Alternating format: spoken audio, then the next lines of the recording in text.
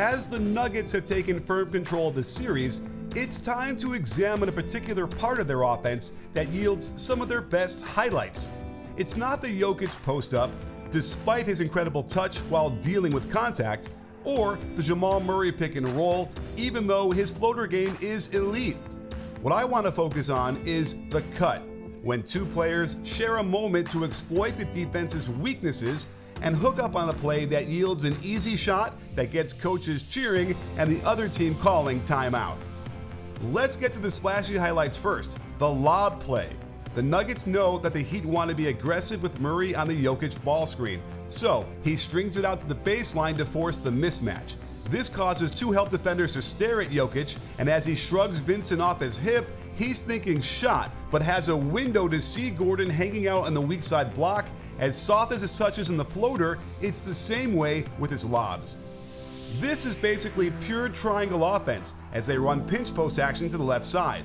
The only difference is that in the triangle, Murray would screen for Brown coming out of the corner for the handoff. Instead, it's Gordon stepping up to screen Murray, who turns the corner with two defenders on him.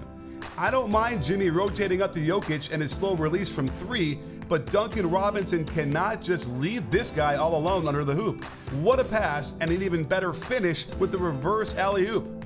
I love how Murray puts his head down and starts walking. Gordon is gesturing and telling him to go to the weak side corner, so Caleb Martin relaxes for a second, right as Murray breaks around the high post screen.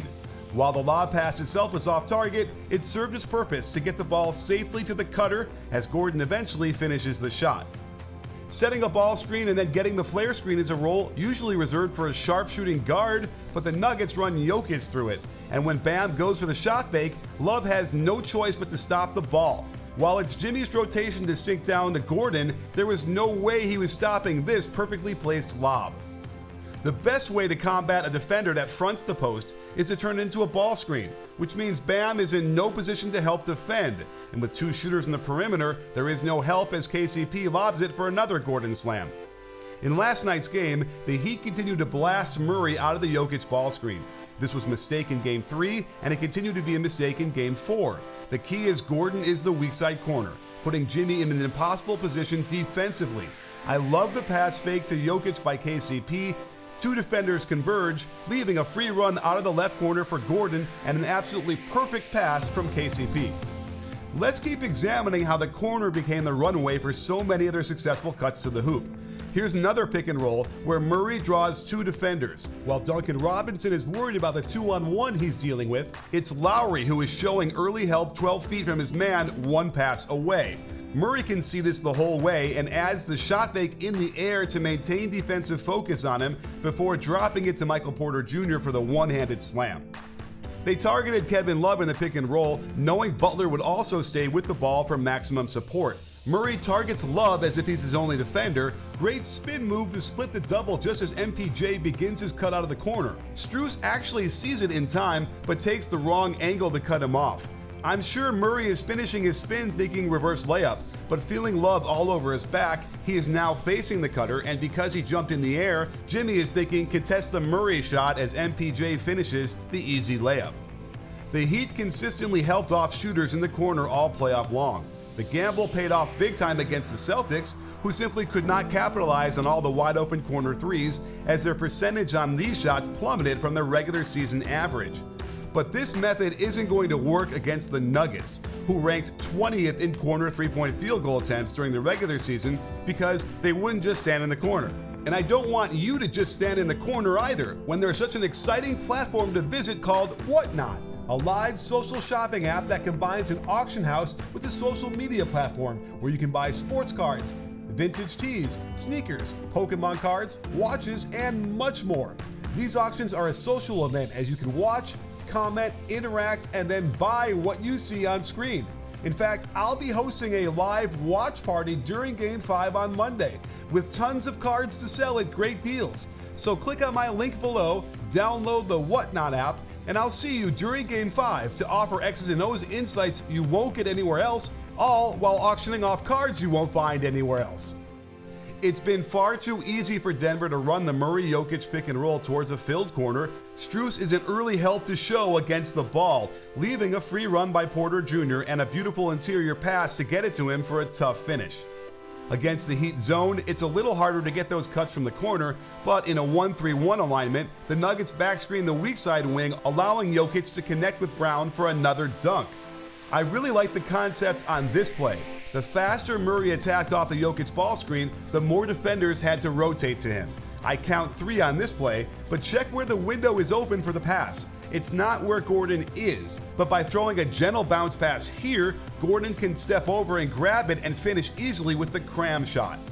The corner tends to be where help comes most often, since normally that offensive player is the farthest away from the action, and the Nuggets take advantage of this more than any other team I've seen.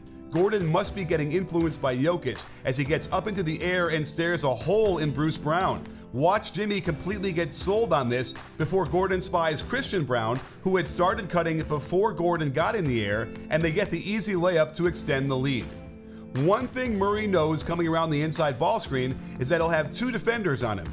I love how he creates some space by jumping back on both feet. He never looked at Jokic, knowing that Brown will cut from the corner. Just a great 30-foot pass on the money and the strong finish for the and one. And those corners are dangerous for a defense, especially when Jokic gets the ball at the high post. One dribble away from the hoop himself, it's where the defense is most concerned about him as a scorer. Now, you might wonder how Jokic knew Gordon was there despite turning his back the other way. Well, Jokic works in the future. As he gathers the ball here, he can see Gordon has started his cut. So, in the back of his mind, he knows he'll have that as an option, considering Love has doubled him in the paint. Once he sees Bam jump up to contest the jump hook, he can decide to throw the lob with plenty of space over Love as Gordon crams it through the iron. Apparently, Jokic played water polo a little bit in Serbia, and that's clear to me as he rolls and one-hands this pass to the cutting Gordon out of the corner. Again, the Heat corner defenders routinely get caught helping to the ball from one pass away, despite Zeller being in great position. And I always like when a player can begin his jump on the catch before the defense has a chance to react. Against the zone, notice how Jokic immediately is calculating whether he can get this pass to Jeff Green cutting out of the weak side corner.